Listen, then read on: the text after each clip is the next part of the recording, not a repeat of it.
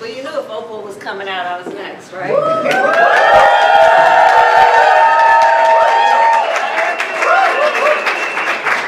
Hi, oh my goodness. We've got alum from years and years ago and days ago here. And, I saw so many of everyone who's here during the holiday parties, but I just have to say again, I am so proud of our team. And this is a team that spans many years of doing extraordinary work on behalf of the people. And as you all have heard me say many times, I am fully aware that I am the public face of a lot of our work. And so I have the benefit of running into people all over our country who thank me. And I will tell you, I am fully aware that when they are thanking me, they are thanking our team for the extraordinary commitment that you each have and as a team have to lifting up the American people, lifting up their condition, lifting up their hopes and dreams, and understanding through it all the nobility of public service. We have each taken on a life and a calling that is about doing work in the service of others and doing it in a way that is fueled, yes, with ambition, yes, with a sense of almost stubbornness about not hearing no, and knowing we can make a difference. And I'm not going to go through the laundry list of all of our accomplishments. We know what they are. But I will tell you that everyone here has so much to be proud of. And our work is not done. And as you all know me, because we have spent long hours, long days, and months and years together, it is not my nature to go quietly into the night. So don't worry about that. But the ceremony of signing this desk is something that is especially important. So Greetings and salutations here. This is Big J. Last week I meant to do this video, and the footage was Vice President Harris at the signing of the desk of the former vice presidents at the Senate. Now, under our Constitution, the vice president is the president of the Senate, and that's the reason why she signed that desk, because that was I think it was at the Senate building, United States Senate building, where she was signing the desk. And there was one thing she said. She said she's not going to go quietly into the night. Now, people are going to ask, Big J, why are you making this video? And why are you, she's not going to be governor or this, that, and third. She's not going to. And let me say what I believe is going to happen. Now, there's already people a buzz, and I said this months ago,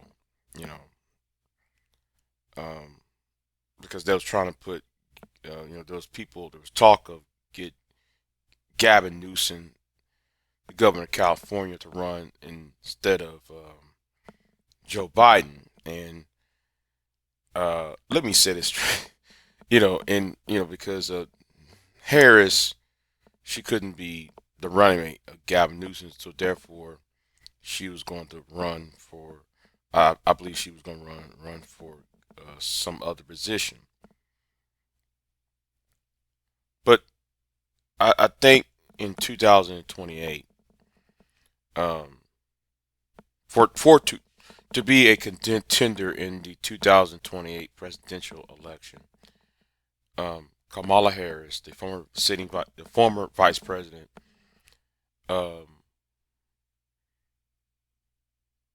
might be planning for the run for governor of 2026, and that will set up, in my mind, to be the candidate to beat in 2028. But I also believe um, the lady Alexandria Ocasio-Cortez, and I know I butchered her name up. I believe she will be the other candidate. I believe these two ladies will be the two front runners for the 28 election. And I'm going to say this as well. I believe, let me tell you what these two ladies represent.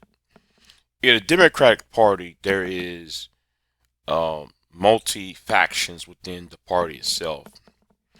I'm not going to go through the entire list of these factions, but you got the socialist factor, the socialist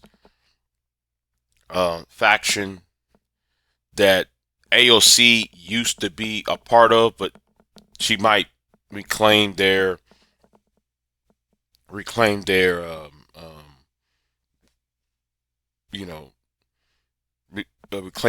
side, and now who's more younger, who's a soldier for the Bernie Sanders worldview,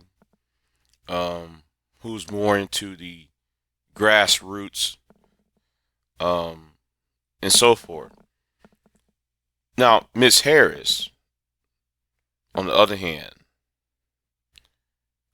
she's part of the establishment. She's more into the establishment, the business elite wing of the Democratic Party. Possibly, I would say the DLC, the leadership conference of the Democratic Party. So these two women are in the two who would say party two polar opposites, and it's kind of like what happened in 2008. In 2008, a similar situation occurred where Hillary Clinton was the presumptive, what most people thought was going to be the candidate, and John Edwards was the VP candidate under John Kerry of 04, and also got Bill Richardson, who was the governor of New Mexico at the time, was also part of in the equation, and then the unknown appeared. Now these ladies, do I believe that Kamala or AOC will be the Democratic candidate of 2028? Probably not.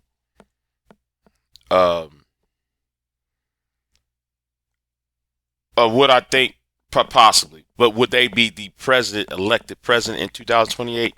No. These two ladies represent New York and California respectfully. And these two states, the politics of New York and California is not popular in the swing states, and also not popular in the Midwest and in the South itself. So I believe this is why there's going to be an opening, a great opening from, I would say, for the unknown. And we don't know who is the unknown candidate at this point.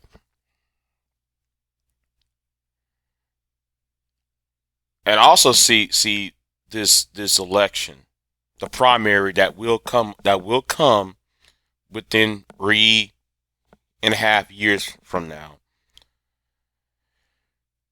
is going to represent the youth versus the old. Now, now AOC has a shot in her arm based upon based on her losing the select committee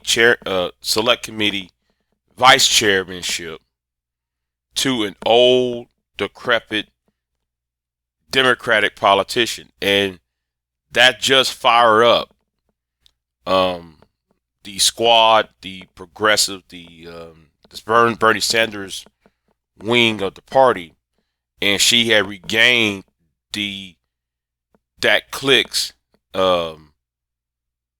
respect and popularity. So she might ride the wave on that popularity for into 2028. And, I might see her possibly challenging Chuck Schumer or some other New York Democrat to another position.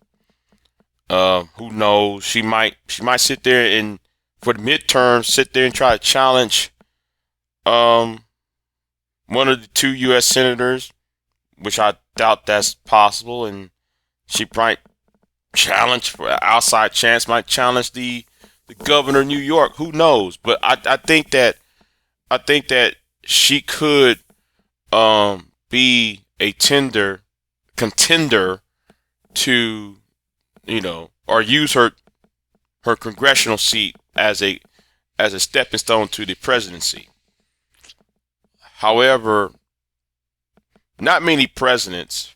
The downside for her is not too many presidents have been elected from the House of Representatives. The last president that was elected from the House of Representatives, straight from the House of Representatives, was James Garfield, and then before that, Abraham Lincoln. That's the only 2 at this point. So it's going to be very hard for her to hold on to the House, use that House seat she has and be a serious contender to the for the presidency. Now, as for Kamala,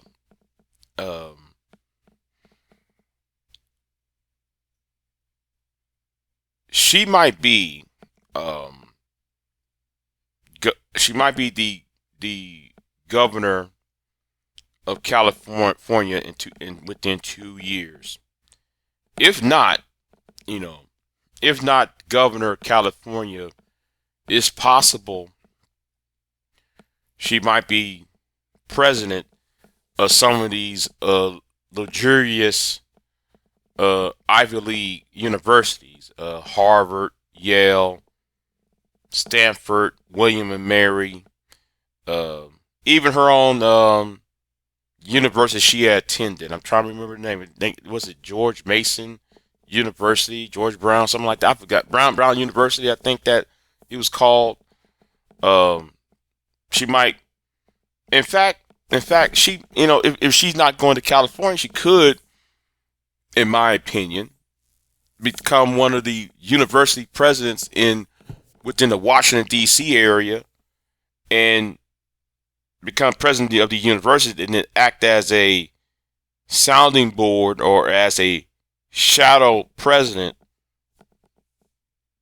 I'm use the term shadow president of the United States for the Democrats within Washington, D.C., within the Washington, D.C. Beltway area as a sounding board, to Trump. However, the Democrats need the South. They need somebody from the South or the Midwest to become president. That's why I said it's going to be an unknown candidate coming right from those 2 regions, in my opinion. And it's going to have to be somebody who is a little bit more, who will seem to be more palatable to both sides of the electorate to win in November. of 2028. However, tell me what you think in the comment section. That's how I feel. I see what's going on. So yeah, I believe it's going to be AOC versus Kamala versus the unknown in 2028. And you know what? Let me also add something else too. Let me add this too, though. Somebody gonna ask, well, Big J, what about the Republican side? JD Vance will be, in my opinion, will be the candidate in 28, and within 6 months from now, people are gonna realize that JD Vance is not MAGA. JD Vance is just a insurance policy. And they're going to soon discover he's not MAGA, and he's been anti-Trump up until recently. So let's see how JD Vance responds to some of the crazy antics of his boss, President Donald Trump.